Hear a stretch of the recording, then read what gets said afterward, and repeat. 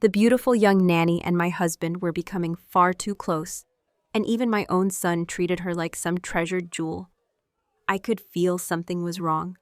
I wanted to send her away, but Gregory told me I was petty and insecure. Joshua cried and screamed that I was cruel, that I was nothing compared to the nanny he had already started calling mom. When my asthma flared one afternoon, they stood by and watched with cold, detached eyes, as if letting me die wouldn't have been such a terrible thing. The moment I recovered, I made sure to transfer every last asset into my name. Without me, I wanted to see how long that shameless man, his equally shameless mistress, and my ungrateful son could survive. That morning, the sunlight filtered through the kitchen window as I set a healthy meal in front of Joshua. "Mom, is this what you call a birthday breakfast?" he muttered, his tone heavy with disdain as he stared at the plate of vegetables and lean protein. I smiled gently, willing my voice to remain soft. "Of course not, sweetheart. It's your birthday. There will be cake later." At the mention of cake, his eyes lit up. Gregory's family had a history of diabetes, so as a nutritionist, I kept a strict watch on what both he and Joshua ate. They obeyed, but I could feel the resentment building under the surface, like a storm waiting to break. That was when the doorbell rang. The nanny Eleanor had arranged had arrived. She was barely 18, her face glowing with youthful freshness, her skin smooth as porcelain, and her wide, sparkling eyes giving her an air of innocence. But when I looked at her, all I saw was the past. She was Kayla Morgan, the girl who had destroyed my marriage, poisoned my bond with my son, and stood by as I gasped for air and died without help. Back then, I'd been blinded by her sweetness. Now I could see her for what she was, a snake, her venom hidden behind a smile. She greeted us with a shy laugh. "Mrs. Parker." "Parker, hello. And this must be Joshua, right? Aunt Brenda has told me so much about you. You're so handsome, must have gotten all the best genes from your parents." One sentence, and she had both father and son beaming with pride. Looking at their identical grins, I realized just how skilled she was at charming people. She was a distant relative of Eleanor's, and with Eleanor's constant disapproval of my career, she had been waiting for a chance to slip someone like Kayla into our home. To her, a wife belonged in the house tending to her husband and children, not out building a career. But without my income, would she or her son have enjoyed their comfortable lives, unable to change me? Eleanor had turned to strategy. Kayla was her solution disguised as help for my family, but planted to take my place. The first time around, I didn't see her ambition until it was too late. By the time I realized what she wanted, everything I loved had already been stolen from me. My phone rang with a work call, and I had to leave. That evening, scrolling through social media, I found Joshua's new post. The photo stopped me cold. The three of them sat together at the dining table, smiling warmly. On the table sat a frosted birthday cake, bubble tea, fried chicken, and pizza, everything I had banned from their diets. His caption read, "Happiest birthday ever." So all the birthdays I had worked so hard to make special had never been enough. In my last life, I had been furious when I saw this. I confronted Kayla for feeding them junk food, only to have Gregory and Joshua accuse me of ruining their fun. This time I let the bitterness wash over me and recede. If they wanted to eat garbage, that was their choice. It was no longer my problem. I came home late that night, exhausted. Gregory was already asleep, snoring loudly, his lips curling into a smug smile as he muttered in his dreams, "So good, so good." I opened my jewelry box and felt my chest tighten. The necklace was gone. I had known this moment would come. In my past life, I'd seen it hanging around Kayla's neck, the two of them proudly explaining that it was a welcome gift. But that necklace was worth tens of thousands apiece. I'd bought on a trip to Hong Kong and worn only a few times. I'd confronted them then, demanding it back, but Gregory had told me I was petty for trying to reclaim something once given. Joshua had chimed in, "Mom, you already have so many necklaces and bags. What's the big deal about one piece? Kayla's poor. It's her first real gift. How can you be so mean?" Standing there in the quiet of my bedroom, I felt that old ache pressing in from all sides, but I forced myself to stay calm. This time, things would be different. I wouldn't waste energy fighting for scraps of dignity in a house that had already decided I was the villain. I would let them play their games, smile at their small victories, and then watch everything crumble around them when they realized I was no longer holding their world together. Like father, like son, both of them using my things to appear generous. This time, I had no intention of lowering myself to demand the necklace back and play the villain. I still had the receipt, and one day the police would help me reclaim every single piece they took from me. The next morning, the dining table was crowded with greasy, sugary food, sweet buns, jam-slathered bread, deep-fried dough sticks, pork fat fritters, and a plate of watermelon. Perfect. Everything loaded with sugar and oil, exactly what the two of them should gorge on. Kayla Morgan smiled brightly, her voice dripping with false modesty. I just threw something together. I hope everyone likes it. Gregory and Joshua glanced at me nervously, as if bracing for my anger. Gregory spoke first. Kayla's new here. She doesn't know our eating habits yet. Don't be too hard on her. Joshua jumped in quickly. Yeah, Mom, it's fine to eat like this once in a while. Don't scold Kayla. I hadn't even opened my mouth yet. They were already defending her like she was some fragile treasure. Kayla put on a worried expression, her big eyes blinking innocently. Oh, is there something wrong with these dishes? I'm sorry, I'll be more careful next time. I gave her a gentle smile. Of course not. You did wonderfully. You're the special nanny their mother arranged to take care of them as long as they're happy. That's all that matters. Inside, my thoughts were colder. If they ate themselves into illness, it wouldn't be my problem. The sooner they ruined their health, the sooner they could reincarnate and start over. Joshua's face lit up. Mom, you've been so nice lately. If you stay like this, I'll really like you. Gregory laughed. Exactly. This is the first time I've seen you so reasonable. You deserve a reward. He leaned toward me for a kiss, and I pretended not to see him, suppressing the wave of disgust crawling up my spine. I fixed myself a bowl of cereal, and returned to the table to find Kayla now seated comfortably between them, the three of them sharing a single deep-fried dough stick. The sight made my skin crawl. I cleared my throat.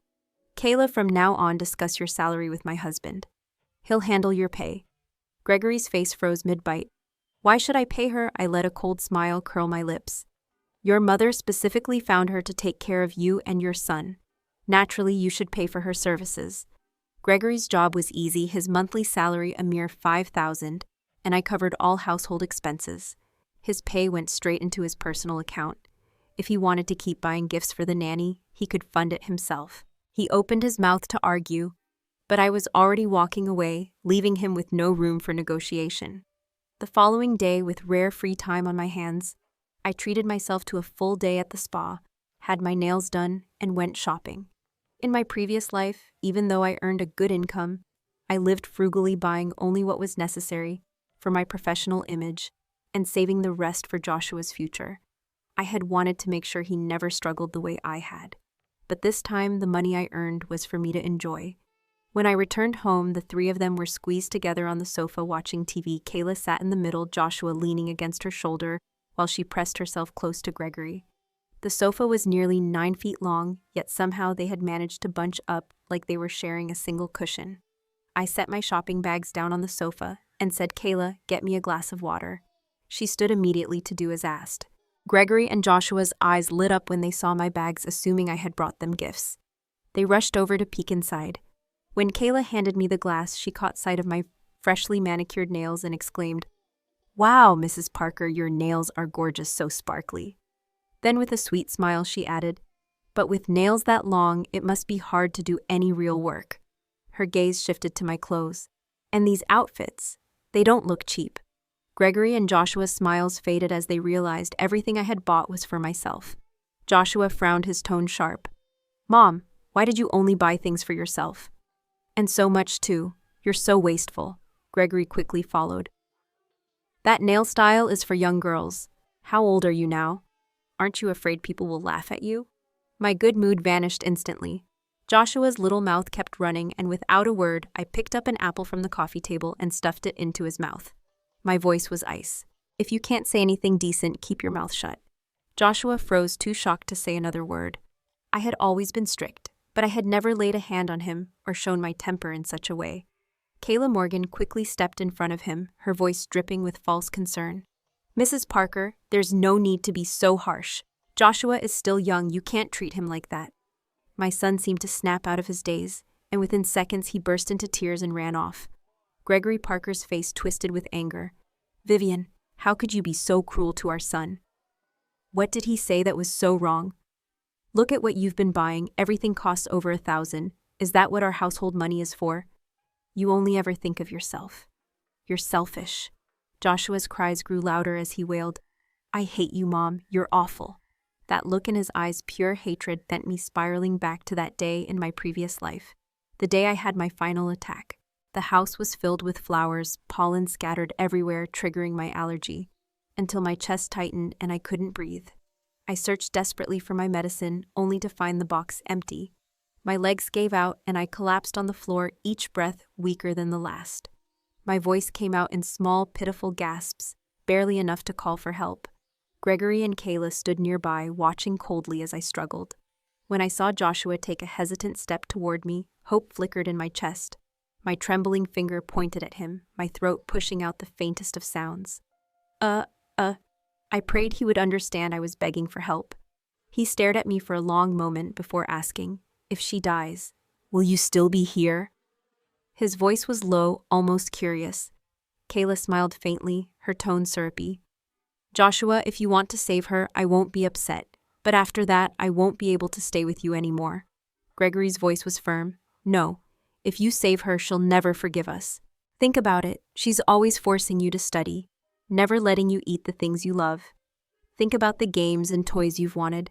Do you really want her to keep controlling you, lowly?" My son's eyes shifted, filling with malice. His small jaw clenched and he spat out the words that pierced my soul. "Why does Mom have to control everything? I hate it. It would be better if she just died." I had never imagined that the child I had carried, the boy I thought I had given the best of everything, could curse me with such venom. I died without understanding where I had gone wrong. Now back in the present, I stared at the people in front of me who were so quick to condemn me. Gregory said coldly, "Return all of these things tomorrow." I lifted my chin. "And why would I do that?" His voice sharpened. "Because you used our family's money, marital property. I don't agree with these purchases." The irony almost made me laugh. This was a man who from the day we married hadn't brought a single dollar into the household. Even the smallest items he wore, socks, underwear, had been bought with my money. And now he dared to speak to me about marital property. He had never spoken to me this harshly before, but clearly Kayla's presence had emboldened him. I caught the look of sympathy she gave him before she spoke in her soft, falsely soothing tone. "Please, Mrs. Parker, let's not fight. It's normal for women to enjoy shopping and taking care of themselves. Clothes that cost hundreds or thousands either way, they're just clothes. Like the outfit I'm wearing now, it's inexpensive but comfortable. It's perfectly fine. Gregory works hard. You should be more understanding toward him." Gregory nodded as if she had just spoken pure wisdom. "Exactly. Women should be frugal and know how to manage a household. You could learn a lot from Kayla." Watching the two of them exchange looks of perfect understanding made me want to laugh. Did she really think all the money in this house came from Gregory? My voice dripped with sarcasm. "Do you wear cheap clothes because you dislike expensive ones, or because you can't afford anything better?" Hiding behind the excuse of frugality. "Don't you find that ridiculous?" I turned to Gregory, my tone cold. "You want to talk about marital property? Fine. From now on, we split every household expense. That includes the mortgage. We also split our son's expenses in half. And from now on, any spending for him that isn't strictly for school or necessities is capped at $200. After all, our family has to save money, doesn't it?" Without waiting for his reaction, I told him to pack his things and sleep in Joshua's room. I didn't want to see his face. Later that night, I caught Kayla standing on the balcony speaking quietly on the phone. "Aunt Brenda, you were right. Gregory and Joshua have been living such a hard life. They're both such good people, I have to help them. Don't worry, I'll make sure you come live in the city and enjoy life soon." My lips curved into a cold smile, so her arrival hadn't been by chance. It was all part of a plan carefully set in motion. I was an only child. Gregory couldn't even be considered a phoenix man, the term for a poor man marrying into wealth. The only reason I had chosen him was Beck. Back then, I had planned to hire a professional postpartum caregiver, someone who would understand my needs and follow the dietary restrictions I had carefully kept for years. But Gregory insisted that his mother, Eleanor Parker, was willing to come help.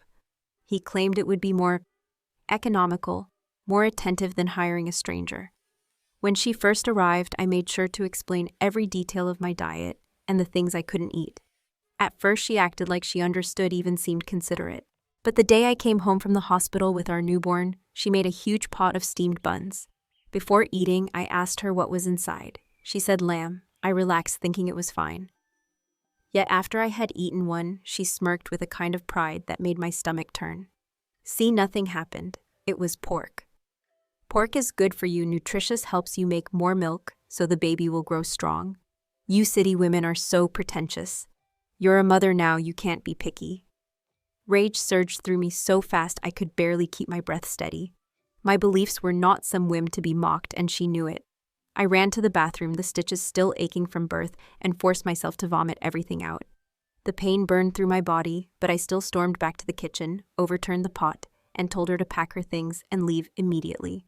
She cried as if I had struck her, wailing about how I was the most unfilial daughter-in-law she had ever seen. Gregory tried to smooth things over, saying his mother was old, that she didn't understand my fussy habits. I gave him a choice: either she left, or I would divorce him, and they could both leave together.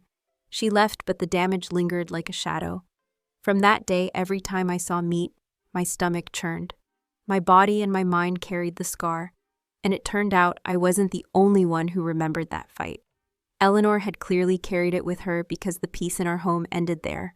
One afternoon, I came home to see Joshua eating fried chicken and drinking cola grease smeared across his mouth. When he saw me, he chewed loudly, exaggerating the sound, and said with a smile that didn't reach his eyes, "Hayla, your fried chicken is amazing. You're so pretty and gentle, and you cook so well. I wish you were my mom." He tilted his chin toward me in open defiance, waiting for a reaction. But if he thought that would make me lose my temper, he was wrong. I smiled faintly, as if I hadn't heard a thing. If he wanted her to be his mother, there would be plenty of opportunities for that later. If it weren't for the fact that I needed proof of Gregory's affair with the nanny, I would have thrown them both out long ago. That night at dinner, Gregory and Joshua took turns sharing stories from work and school, making Kayla laugh so hard she couldn't close her mouth. Gregory even reached over to put food into her bowl, telling her to eat more. I sat quietly eating my rice, completely separate from their little circle. Then a piece of beef landed in my bowl. I looked up and saw Kayla smiling sweetly at me. "Mrs. Parker, you should eat more too." In my own home, a woman who was supposed to be working for me was speaking to me like she owned the place. I stared at the meat, my appetite gone, nausea curling in my stomach. My voice was cool and steady. "Do you know what Helicobacter pylori is? When you serve food to someone, you should use a serving utensil. As a nanny, you should at least understand basic hygiene." The color drained from her face, then flushed deep red. She lowered her head and mumbled, "I'm sorry, Mrs. Parker." Gregory slammed his chopsticks down. "Vivian, you've gone too far. She was being nice and you humiliated her in front of everyone. You're cruel." Joshua immediately rushed to Kayla's side, patting her arm. "Kayla, that's just how my mom is. Don't take it personally." I let out a cold laugh. "Oh, so now I need to tiptoe around others in my own home. Is she the nanny I hired, or is she royalty in this house?"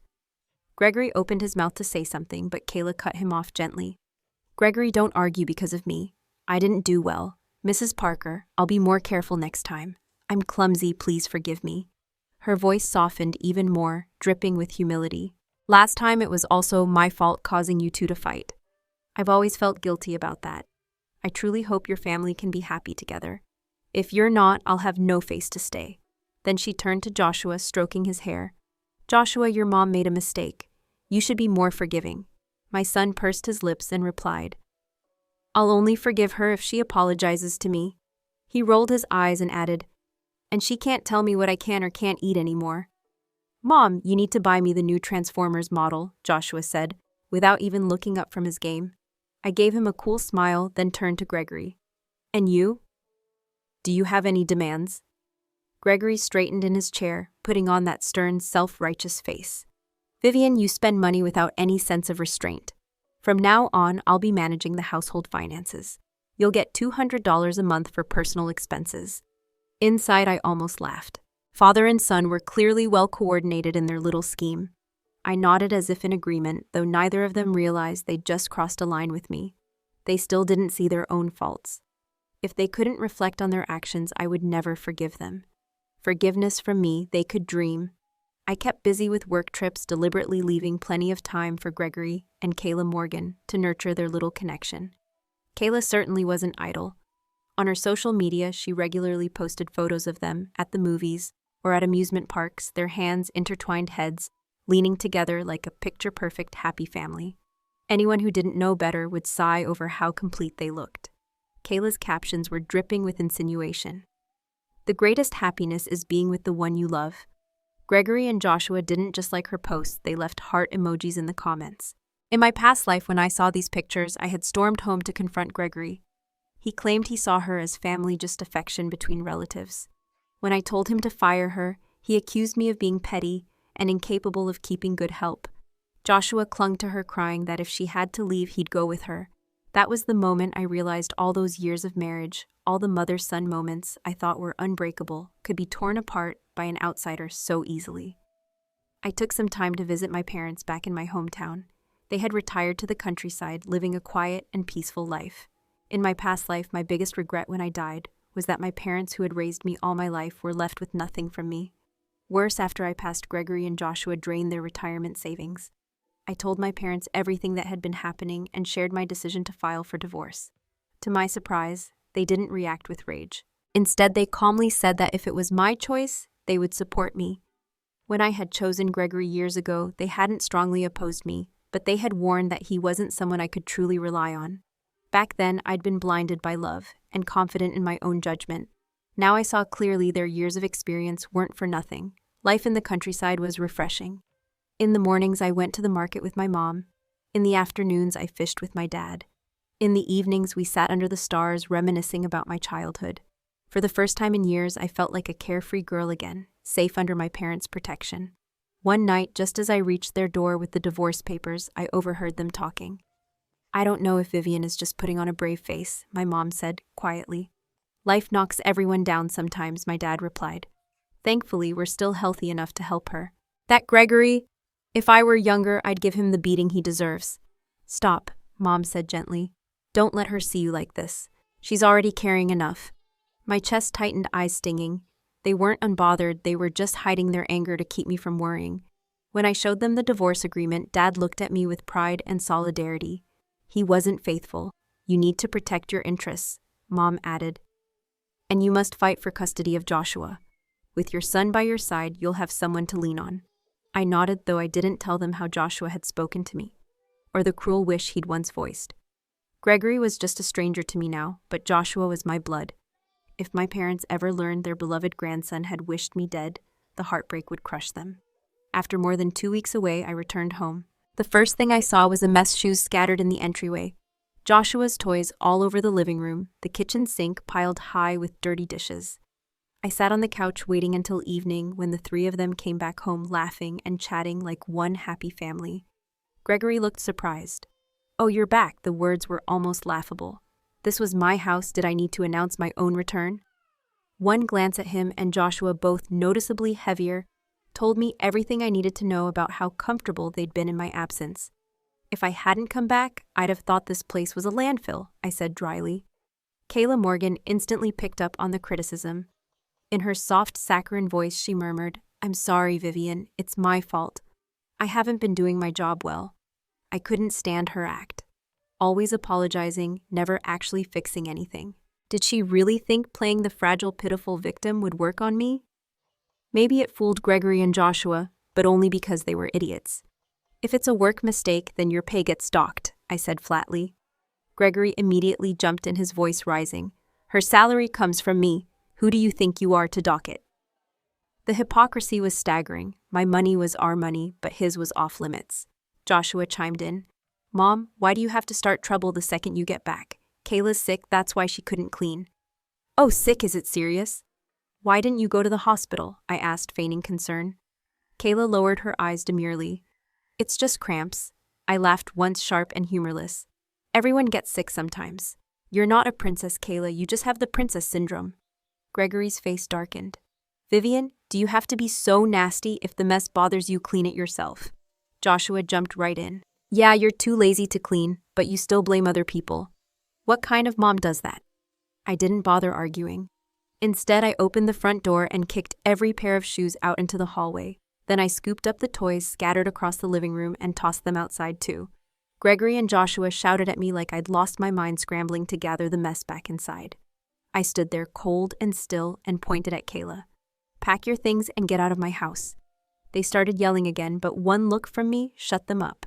If you can't bear to be apart from her, you can leave with her, I said. Gregory's face turned crimson, veins standing out on his forehead. Vivian, what the hell is that supposed to mean? This is my house, I replied calmly. I decide who stays. They had lived here so long they'd forgotten who actually owned the place. And so, in a united display of loyalty, Gregory and Joshua left with Kayla. The silence afterward was bliss. In my previous life, when I'd kicked Kayla out, Gregory and Joshua punished me with cold shoulders and silence. I had been stupid enough to grovel and let her come back. This time I hoped they had enough pride to stay gone. But just a few days later, I came home from work to find the lights on and the smell of cooking in the air. So much for pride. Gregory hurried over to take my bag. Honey, you must be tired after working all day. Dinner's ready, Joshua tugged at my sleeve. Mom, you've worked so hard. The irony almost made me laugh. When I was killing myself to keep this household running, had either of them ever once asked if I was tired? Still, if Kayla's absence made them act like this, I'd gladly enjoy the benefits. Dinner was cooked exactly to my taste, light and fresh. It reminded me of the days when we were dating, when Gregory had been the perfect man in the kitchen. But somewhere after Joshua was born, his cooking turned oily and heavy. When I told him it wasn't healthy, he simply stopped cooking at all. Throughout the meal, they were all smiles and good behavior. Afterward, I lounged on the sofa sighing. My feet are killing me after walking in heels all day. Gregory rushed to bring me a basin of warm water. I slid my feet in without a thank you. Just soaking isn't enough. You'll need to massage them too.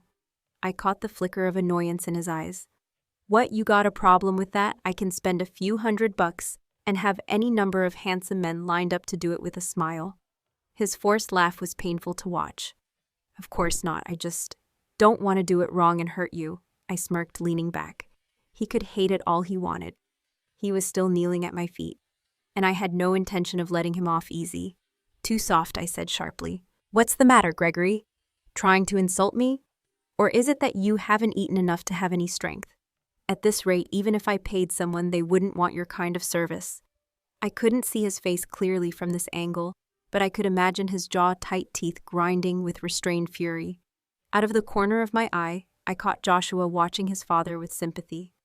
Oh, right, my little wolf cub, I turned to him. Josh, I want some pomegranate.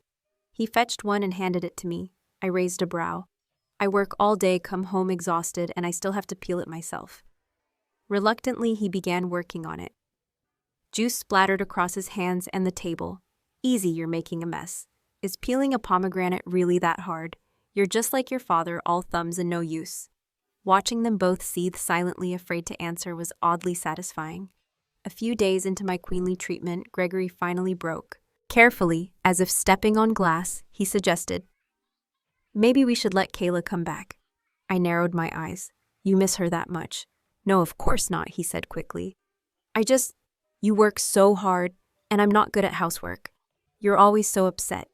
If she were here, things would be easier. I pretended to consider it before agreeing with a reluctant sigh. Inside, I was already smiling. Every hidden camera I'd planted in the house was ready. The sooner I caught them in the act, the sooner I could be done with this garbage. When Kayla returned, their joy was impossible to hide. Gregory wasted no time. Vivian, Josh is starting middle school soon. Maybe we should buy another house. He wants to go to Theodore Middle School, all his friends are there. So that was their plan, stay here until they could wring more out of me. I shot it down immediately. Education is important, Gregory pressed. We can tighten our belts, but we can't let Josh suffer. We can sell this place, I'll add some, and we can buy near Theodore. It was laughable. With his salary and assets, where would that money come from? The real plan was to tap into my parents' pockets. What he seemed to forget was that this house was in my parents' names. They'd paid the down payment and most of the mortgage. That's why I'd felt no hesitation kicking him out before. I didn't bother arguing. It's early, I'll think about it. Instead, I waited. Outside, a few tall, broad-shouldered men I'd hired stood ready. I watched my phone screen the hidden camera feed showing Gregory and Kayla tangled together in bed. When they were just about finished, I pushed the door open and walked in. They screamed, scrambling for the sheets. Vivian, wait, it's not what it looks like, Gregory stammered. I gave the signal. Two of my men rushed forward, yanking him out of bed and pinning him down. From the moment I was given the second chance at life, I'd sworn to make them taste every ounce of the pain they'd put me through. My foot slammed into his most vulnerable spot. If you can't control yourself, I'll make sure you never can again. His scream was so raw it made even my men flinch. I pulled out a steel whip light enough to leave no lasting damage, but every strike burned like fire. Each lash carried years of fury, every betrayal carved into my memory. His cries echoed through the building, high-pitched and desperate, like a pig being slaughtered. Kayla cowered in the corner, trembling, too afraid to make a sound. By the time my arms ached, the police had arrived, neighbors crowding in to watch the scene. I switched instantly to a wounded, tearful wife, telling them how I'd been betrayed by my husband and our nanny. One glance at Gregory, battered, groaning, and the officers called an ambulance. We were all taken to the station. I admitted with apparent shame that I'd lost control in the heat of betrayal. I promised never to do it again. When I got home, the building's group chat was already buzzing. My story had spread, and now everyone was questioning the character of the nannies they hired. One bad apple ruins the whole barrel, some said. I didn't care what happened to Gregory in the hospital. He had Kayla there to care for him after all. My lawyer, already on standby, served the divorce papers. When he took them to Eleanor, she exploded, calling me every insult she could think of. My lawyer came back later, shaking his head with a small smile. Not worth repeating, he said. According to him, she'd warned that no man would want me now that a woman who dared hit her husband belonged in jail.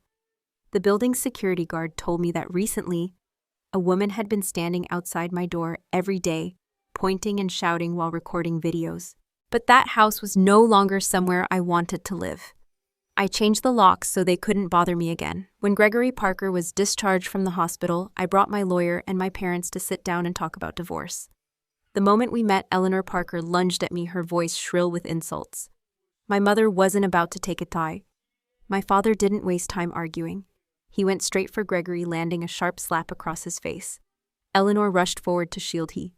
My father spat on the floor, his voice cold as ice. If you dare insult my daughter again, I'll hit him again. It was perfect. I wanted to applaud him right there. He'd struck right at Eleanor's weak spot, and she fell silent instantly. Finally, we could sit and talk about the divorce. But as soon as we began, Gregory started demanding H. I didn't want to fight for custody, but I wasn't about to let him have it easily. The house, not a chance. As for the savings, my lawyer had already prepared a rental contract proving the property belonged to my parents. Over 10 years of marriage meant that the rent added up to a staggering amount. Gregory hadn't expected me to be. Whether it was valid wasn't up to him, and he wasn't getting a cent. If he wanted custody, he'd pay. Eleanor and Gregory started shouting that they wouldn't divorce, thinking they could drag things out until I broke. But I wasn't in a hurry. At worst, I'd live separately for 2 years and file in court.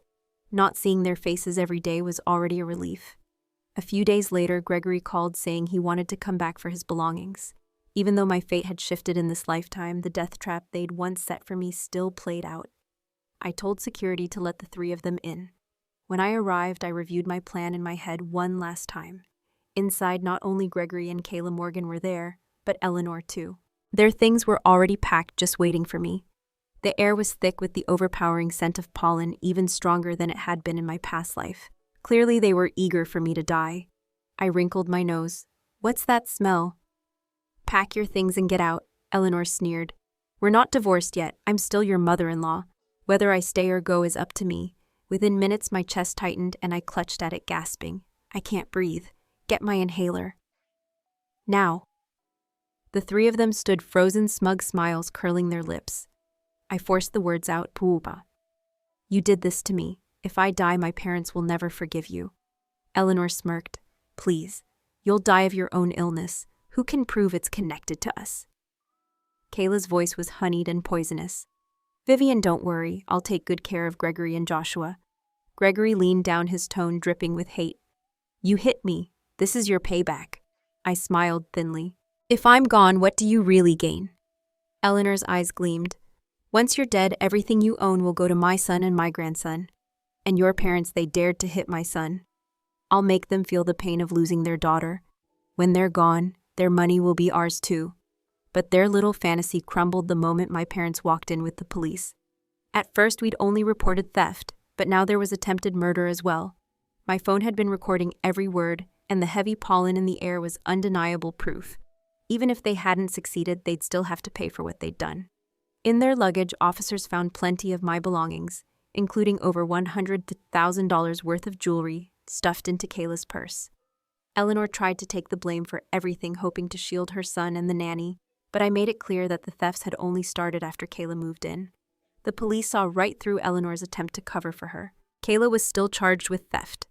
When Gregory realized there was no saving himself, he ran to me begging for me to drop the charges, claiming it would ruin Joshua's future. When that failed, he changed his tone, promising he'd divorce immediately and leave with nothing. After hours of back and forth, Gregory Parker finally caved. He agreed to divorce without touching a dime of my assets, and even threw in $50,000 just to secure custody of Joshua. I signed only one waiver, but I made him choose protect his own mother or protect his mistress. When Kayla Morgan was released, I made a point to visit my former mother-in-law in prison. Being abandoned by her own son couldn't have been easy. Her once sharp face was now hollow, her eyes sunken and lifeless. For a moment, I almost worried she wouldn't survive the rest of her sentence. Almost. But no, she needed to live. I still had a front-row seat reserved for her downfall. In her mind, her son was still blameless. The real villain was the seductress who had lured him astray. 6 months later, Eleanor Parker's final sentence came down 1.5 years for attempted murder, reduced for her age and time served. Kayla was young and had plenty of time ahead. She and Gregory threw a small wedding celebration in her hometown before they planned to register the marriage. On the big day, I sent a drone over the venue, snapping thousands of high-definition shots of their glowing faces. A wedding needed a little spectacle after all my little gift as the ex-wife. Gregory called me, cursing me out, but the more he raged, the more I laughed. After the wedding, Gregory made a show of trying to be a good husband. He worked harder, caught the attention of his boss, and thought a promotion was within reach. But I knew better, their happiness wouldn't last long. When Eleanor was released, that happy young wife-old husband home turned into a war zone. They fought constantly, screaming at each other like it was a sport. Gregory's promotion was on the horizon when I packaged every piece of evidence I had. His affair, Kayla's theft, Eleanor's attempted murder, and sent it straight to his competition. He was still floating in his promotion fantasy when he was fired on the spot. At his age, finding another decent job was nearly impossible. The blows kept coming, and Gregory turned to drinking day and night until he ended up in the hospital. Years of overeating with Kayla led to a diagnosis of type 2 diabetes. Now he needed medication for life, couldn't do manual labor, and had become a useless man who couldn't provide for his family. Kayla saw the writing on the wall. Without Gregory's earning power, she decided to leave. But since they'd never legally married, his family dragged her back and forced the wedding. Once the reality of bills and rent hit, Kayla went back to working as a nanny, but she was never built to serve others. It didn't take long before she was sleeping with her employer. Photos of her entering a hotel with another man found their way straight into Gregory's hands. I stood outside their dingy rental, listening to the chaos inside. Gregory and Eleanor screaming at Kayla, the sound of shattering glass, then the high-pitched cries of a woman. The door burst open and Kayla stumbled out, hair-tangled, face bruised. She didn't make it far before Gregory dragged her back inside. Neighbors stood by, watching, whispering, but no one stepped in. I turned to leave, and then I heard a voice I hadn't heard in far too long. "Mom. Mom." I froze and turned. My son Joshua stood there, chubby and almost unrecognizable. "You called me Mom. What is it?" He ran to me, wrapping his arms around my legs, like he thought I might vanish. His voice trembled. "Mom, you came to take me home, right? Please. Take me with you. I want to live with you." I couldn't help but laugh. "What's wrong? Your dad and stepmother don't treat you well." Joshua shook his head hard, his eyes red and voice trembling. "Mom, they're awful to me. I don't want to be with them. I just want to live with you." It was strange hearing him say this now. Wasn't this the life he had once chosen? My former mother-in-law spotted me and stormed over, yanking Joshua's hands away from my legs. "Joshua Parker is a child of the Parker family. Don't you dare think you can take him," she snapped. She was right, he was the bad seed of the Parkers, and I wanted nothing to do with that bloodline. But I still put on a helpless face and told him, "It's not that I don't want to take you, sweetheart, but right now they have custody. I can't do anything." I caught the way his gaze hardened with hatred toward his grandmother, and deep inside I was satisfied. Gregory Parker had become a full-blown domestic abuser, taking his rage out on Kayla Morgan whenever he didn't get his way.